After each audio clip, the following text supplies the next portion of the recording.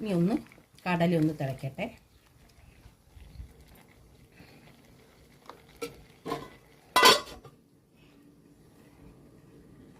ഒന്ന് തുറന്ന് നോക്കട്ടോ. ഒന്ന് ഇളക്കി കൊടുക്കട്ടെ.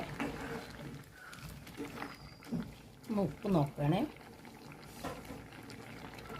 ഉപ്പ് മതി. നമ്മൾ എടുത്ത് അരച്ച് വെച്ച നാളികേരം, വറുത്തരച്ച് വെച്ച നാളികേരം ഇതിലേക്ക് ചേർത്ത് കൊടുക്കാം കേട്ടോ. കുറച്ച് വെള്ളം കൂടി ചേർക്കട്ടെ. ഇതിലേക്ക് ഒന്ന് ഇളക്കി കൊടുക്കേ.